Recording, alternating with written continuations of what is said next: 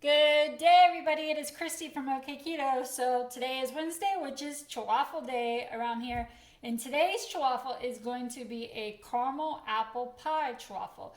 First, I'm going to prepare what I'm going to personally add to the top of mine when they are done, which is basically candied pecans. So once I make that little video, show you how I prepare those, and those are done, we'll come back. I'll tell you everything else that's going to go into these, and we'll get to making them. And I am really enjoying this. I've had it probably 3 or 4 times now, and I'm in love with it. And hopefully you will feel the same way. So let me get those pecans made, and we'll get back and we'll get right into this. So in this skillet, I have 1 tablespoon of butter, 1 tablespoon of chopped pecans, and a half a teaspoon of swerve brown. I'm going to saute the pecans in the butter and the brown. Once they're nice and caramelized, I will take it off. And this is going to be the topping for my caramel apple pie Ch-Waffle. Okay, now that we have the pecans prepared, let's go over everything else. In this bowl, I have a ½ ounce of cream cheese with ½ teaspoon of swerve brown, the same thing we used in the pecans, so ½ teaspoon of that, and I went ahead and melted it together. When I preheat my little dash waffle maker, I set my little bowl on top and I just let it melt the cream cheese and the brown together for me. We got 1 large egg I brought up to room temperature, and I went ahead and whisked. You can set your egg out enough time. If not, then you can put an egg in warm water in a mug and it'll bring it up to room temperature for you. So anyways, this is a large egg that has been whisked. We are going to do 1 tablespoon of coconut flour, 1 tablespoon of swerve confectioner, a ½ teaspoon of caramel flavor, or caramel, depending on where you are in the country. So a ½ teaspoon of caramel flavor, and 1/4 teaspoon of apple pie spice. And I've already showed you what all is going to go into the topping, and something else that we need to talk about. Freeze-dried apple slices. I measured out on my little food scale 4 grams of freeze-dried apple slices. This brand I actually found at the Dollar Tree. I've seen them, not this brand, but other brands at Target. I always make sure that the only ingredient is just the apples. There's no sugar added to this. So measuring out 4 grams gets this to 3 carbs. Now,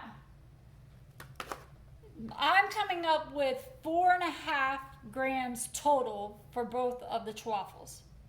That's also with my topping on top. So that to me is not that bad. 4.5 grams of carbs for 2 Ch-Waffles.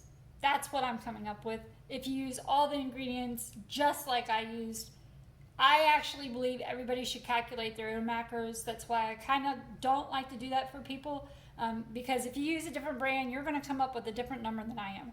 But just to put that out there, that is what that is. So I did chop up my 4 grams of freeze-dried apples. My coconut flour has been measured out, and I went ahead and put the caramel flavoring on top of that and let it soak up in there when I was preparing my pecans. And then my swerve confectioner and my apple pie spice. That's all what is on this plate, and I already measured out. So my prepared cream cheese with the brown in there already melted. I'm going to go ahead and add all this. Again, when you go to buy freeze-dried fruit, you just really want to make sure that it's just the fruit in there, because some brands do have added sugar and other things. The peaches at the Dollar Tree and the apples were just that, just the fruit. The strawberries, for some reason, and all the other ones they had added sugar. And the same at Target. Some are just the fruit, and some you have to watch because they do have added sugar.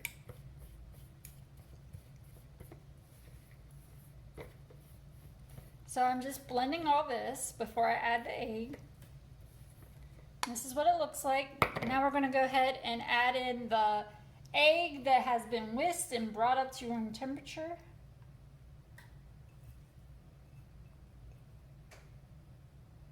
Again, my dash is preheating. I did not spray it with anything. Nothing has been sticking to it. So, but you can as a precautionary. Now we're just going to stir this in.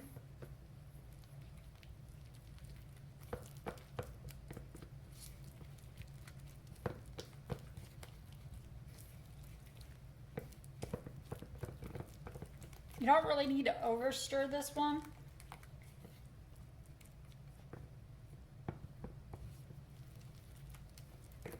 But you just really want to get that egg incorporated with the cream cheese and so forth. And this is what it looks like. So half of the mixture will go in. I'm going to use my little spatula to spread it around because it is kind of thick. You're going to have to help it. It's not going to be like a runny egg. I like to just make sure all my little grates are covered up. It's just something I personally like to do. And now I am going to close this. I'm going to keep checking on it when it's to the consistency I like. I'm going to take it out and I'm going to set it on a cooling rack. This mixture will make two. And so the reason I set it on a cooling rack, in case you're new here, is because the heat coming off of these, if I put them directly on a plate, will cause condensation and they will get soggy on the bottom. And I personally don't want them soggy. So I always set mine on a cooling rack. So when I have them both made, I will plate them up and I will come back and show you what they look like. I'm actually going to add some heavy whipping cream, my own homemade whipped topping to the top, and maybe sprinkle a little bit of the apple pie spice, and of course our candied pecans that I went ahead and prepared ahead of time. All right, I will see you when I get this plated up and show you what they look like. Okay, here it is plated up. I put a little bit of the apple pie spice, sprinkled it on top with the heavy whipping cream and my candied pecans. There's the side view. I am about to take a bite out of it because for some reason a lot of people like to see that. And I will oblige today. So let me get right into that. Okay, so I started eating before I hit that record button. It's just that good. This is like the 4th or 5th time I made this and ate it, and I love it. Each time it's just as good. If you like pecans, I highly recommend putting the candied pecans on there. To me, this is like the fair on a plate. You ever gone to a county fair or a fair in the fall and they always had the caramel apples with the nuts on the outside? I always got those and I loved them. But I think the candied pecans is even better. In my opinion, they should start putting pecans on the outside of those apples because it will definitely sell out. I'm telling you that right now. If you like pecans, candied pecans, which I do. I love them. And that's what it looks like. You can tell there's like only 3 pieces left of one because, like I said, I started eating before I hit that record button. So you're going to see my reaction to like my 5th bite.